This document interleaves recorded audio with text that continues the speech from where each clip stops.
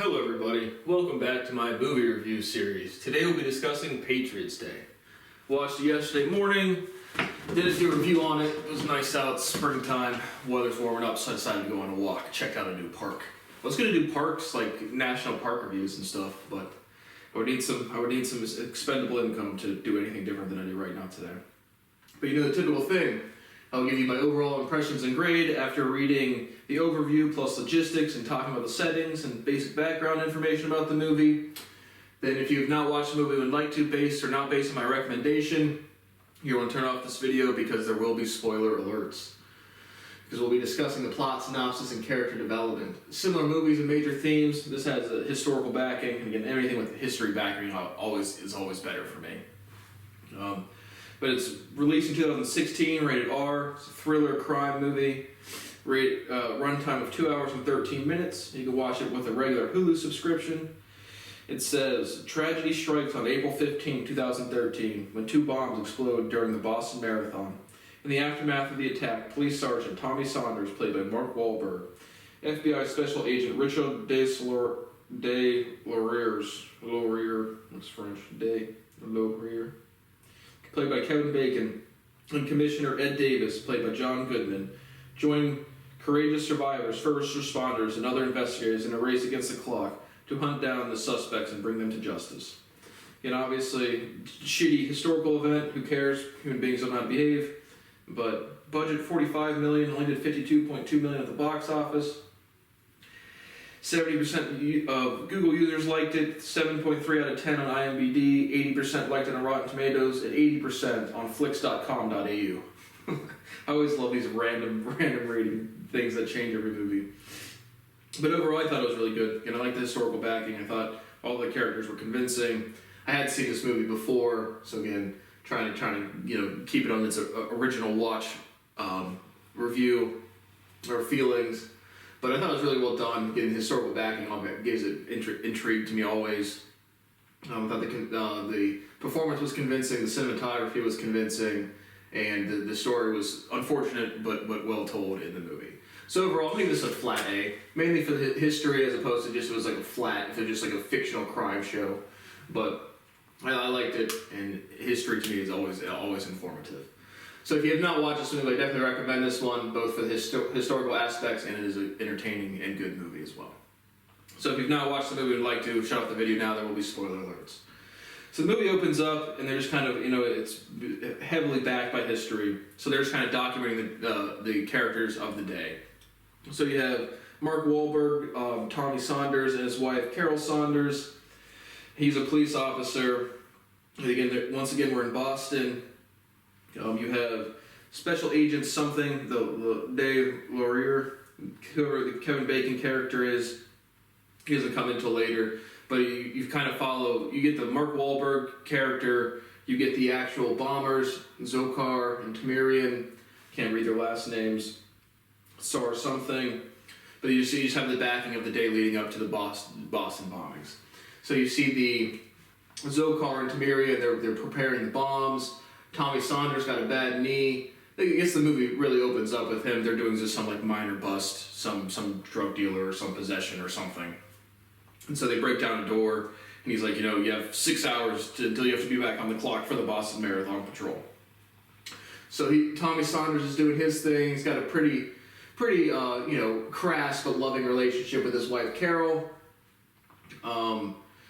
You have some background with Dun Meng, who's this Asian person who gets kidnapped later by the bombers, and as well as Sean Collins, J.K. Simmons, the actor. Again, some of the characters I can't match up to the names, or it doesn't list them completely. And so J.K. Simmons is the actor. I forget his character name, but he's some police sergeant in a neighboring town that's going to be affected by the bombings later. Sean Collier. He is seems to be, I don't know if a rookie, but just a younger police officer, hanging around with some bros, playing some Call of Duty, talking to he's planning to take a girl from MIT to the Zac Brown concert. And so you just have the background of all these people's days leading up to the events. And so pretty quickly you progress to the actual marathon, they start running, you see the people finish, the Ethiopians who win, classic Ethiopia. But they win, and then the bombs go off. Again, you see the Zokar and Tamirian coming up with the bombs. They have their things on. So I don't know which one's which, but the older one has a wife, and you have some scenes with her and their young daughter, like not knowing how to tie her shoes or whatever. So then the bombs go off. And so I thought, again, the tone of the piece, again with the historical background, but the tone I thought was really well done, especially the first time watching it. I was gripped the entire time. So the bombs go off, and again, the first time watching it, I really didn't know the history either. So again, I always like history lessons. But regardless, the bombs go off, Zokar and Tamirian, they just drop them off, and then they pretty much get away. And so you have Tommy Saunders, that's when the Kevin Bacon character comes in. You have an FBI special agent takes over the investigation. At first, they're not sure. They're tiptoeing the line of, is obviously an attack. Is it terroristic or not? If we label it as it is and it isn't, then we have a big political downfall. If we don't label it is, then we have another big political downfall. So some tense scenes again, figuring out what's going on when just things explode. In retrospect, hindsight's 20/20, but they're trying to figure out what's going on. So they set up this big task force trying to identify subjects. I think there's, again, historically accurate, I think they said 3 dead. There was like an 8-year-old child and 2 other women killed, and then a bunch of injuries for, shrapnel bomb. And so that's what's going on. They're setting up this task force, and they're just trying to figure out anything to find some subjects. And so they have Mark Wahlberg, the Tommy Saunders character. Again, his wife had come down. She was at the race. She had brought him a new leg brace. Again, he has a bad knee throughout. And so they're basically having the Kevin Bacon, the FBI special agent guy, is having Tommy Saunders walk him through the town square because he knows the place of whose cameras could pick up these potential witnesses. And so I guess even before that, they have a big task force trying to investigate, figure out what's going on. And so a minor character figures out. He just sees once one of the bombs goes off, and the whole crowd looks in shock, and then one person looks away, and he's like, clearly that guy is a person of interest. And so then they have Mark Wahlberg walk him through, whose security cameras would have access or have seen these people to get better, clearer footage. And so they get suspects pretty early on. I don't know, 30% through the movie. Again, the bombings actually happen pretty quickly. Then they have a countdown time. 12 hours since the bombing. A tracker timer. 48 hours since the bombing. 72 hours since the bombing. And so I thought that was really well done in telling the actual story. And you have some minor scenes with J.K. Simmons, who's in this adjacent town to Boston, where he's going to have problems later on. The Zokar and Tamirian, they weren't suicide bombers, so they really just go back to their house. They're not sure, if they're going to get caught or if they're suspects yet. The younger brother is texting some of his classmates at school, and again, I think they're at I forget what school, but some school around Boston. I don't know if it's MIT or wherever, but texting some friends, and the friends is that looks like you on TV. I guess they haven't. So they have a debate of whether to release the photos. I guess someone leaked the photos to Fox News, and Fox News calls the FBI and is if you don't release them within 20 minutes, we will. And so the FBI decides to release the pictures again on the persons of interest versus suspects versus false claiming terrorism, blah blah blah. Again, they're not sure if it's just lone wolves, if it's organized Al Qaeda, ISIS, whatever. And so they release the pictures, and that's when the younger brother of the bombers is texting with the roommates at school, and he's like, you probably shouldn't text me anymore. And so the kids at school, they're kind of off put, they don't really know what to do, but then they kind of cover some stuff up, I guess. And so you don't really see that resolution until kind of later. But regardless, now they have pictures out there, and they have to start, the 2 bombing brothers have to start leaving, or packing up and leaving. And they're trying to find them, put the pictures out there, put Boston, Tommy Saunders, the Boston natives, let the city work for us, put out the pictures.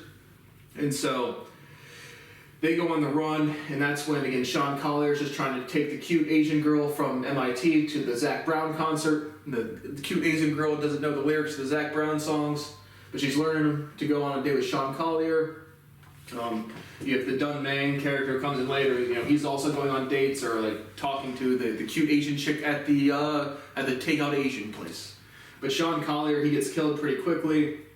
The two brothers, the older brother doesn't want the younger brother to have a gun, but he needs a gun, so they see as a police officer just sitting there. So they go up to him and pretty much shoot him pretty quickly, a little bit of struggle, and then they execute him.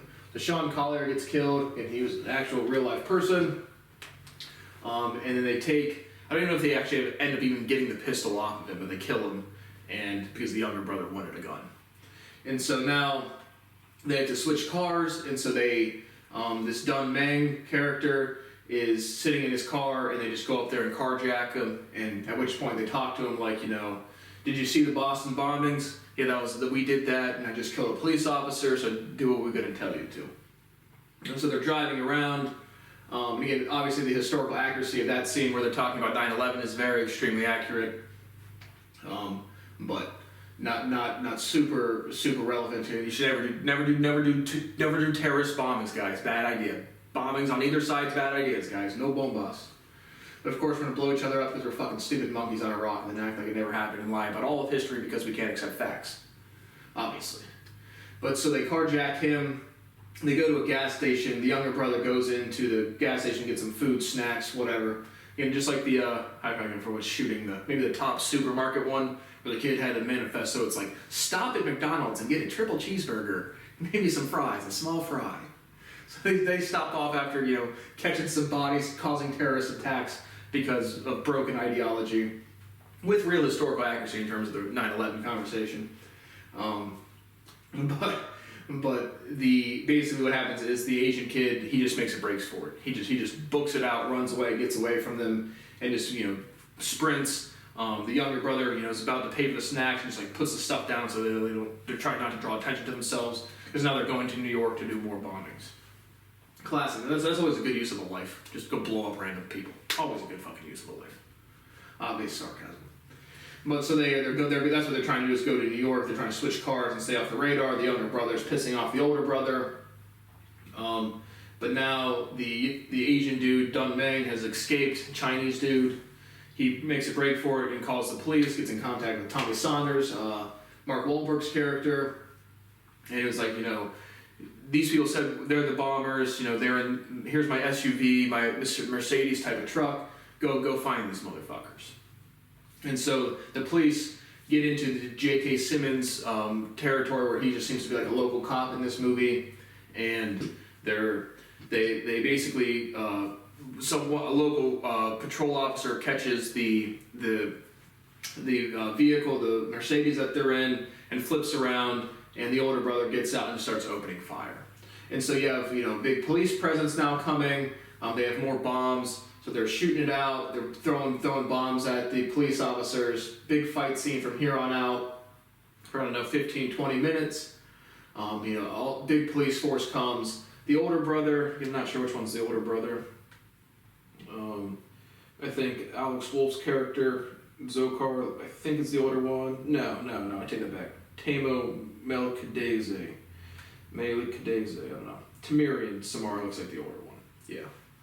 And so he gets injured, he gets shot like on the ankle in a big fight scene, and he tells his younger brother to finish the goal, finish the objective, shoots it out, throws some more bombs, and then Zokar is going to leave and then runs him over. So Tamarian, he's severely injured. They put him into an ambulance, but he dies pretty quickly after them. Going to ask him anything or interrogate him or anything. And so also there's another scene where once they know the subjects, they've brought in the wife of Tamarian, and they're questioning her. She's Muslim, and she's just saying basically I want a lawyer, and it's like this special military group that can do whatever they want. That is completely fucking real, and it's international. And that's even this is a movie about domestic terrorism. So when it comes to global threats or global security, there's just some fucking conglomerate of fucking insane fucking people, and they're privileged. Like they've never worked for anything. They got a job. They got a job and some clearance, and now they're on the in team. And I solve all fucking science, and I can't have that fucking evidence of the thing I discovered. Sweet, fucking awesome, man. And so they come in and interrogate Tamarian's wife. She doesn't give them any information. And now Tamarian's dead. Zokar is, he books it out of there, just gets back in the Mercedes and gets out. It's another big manhunt. They're in J.K. Simmons territory, Waterwood, Massachusetts or something, But they're just trying to find him. They have really no idea where he's at. And so they have a shelter in place. The mayor of Boston and all of the local politician characters are involved. They shut down the city, and there's on this big manhunt. And so one of these local people, he goes outside and sees some disturbance or something out of the ordinary around his boat, and sees some blood on there, and calls the police. Tommy Saunders shows up, and they're all like, we're pretty sure he's in the back of this boat. And so they immediately open fire on the boat. But then the FBI comes in, all the higher ups come in, and then the standoff for a while. And again, some intermittent scenes of Tommy talking with other police officers. And I thought it was again a gritty, real good movie. But he eventually comes out. They smoke him out. They fire some smoke grenades or whatever. And Zokar is in the back, and he raises his hand and comes outside. So they have this big relief, big celebration. They've captured him. All of the civilians are cheering on the police for good work, and they just have some final 15-ish minutes of actual story accounts. There's two other characters in here that people got injured, like a husband and a wife that both have their legs blown off. One maybe double amputee, maybe one a single amputee. And they're talking about the husband's correcting the wife's speech, and they're talking about who's going to run the race first. And so they have some actual facts about the movie. Seem to be extremely historically relevant, but they just have some actual accounts or some follow-up about the thing. Again, Tamarian was killed, and Zokar was convicted on 30 accounts and was sentenced to death by lethal injection. Obviously, fucking good, but I haven't looked it up to see if that execution has been carried out. So again, cases like this where it's clear guilt and clear terrorism or clear extreme damage is fucking death. It's lethal, it's capital punishment. That is the appropriate legal response, including treason, global treason, which is happening every minute of every day, but everyone's just involved and no one gives a fuck because no one cares because no one has any values. And so I think there was thankfully only three deaths. I'm not a bomb expert, but seeing the actual footage of the bombing was a pretty explosive bomb. And so it was an 8-year-old boy, 2 women had died. The wife of Tamarian cannot be charged with anything, and all of the characters were based on real things. So I thoroughly enjoyed it. Again, I've said it 1,000 times, but I like the historical aspect of it. It's a well-done movie, some big name actors, and I thought the cinematography and actual production was well done. So overall, I definitely recommend this movie, and thanks for watching, and I will see you on the next one. Well, I guess major themes. I touched on them throughout.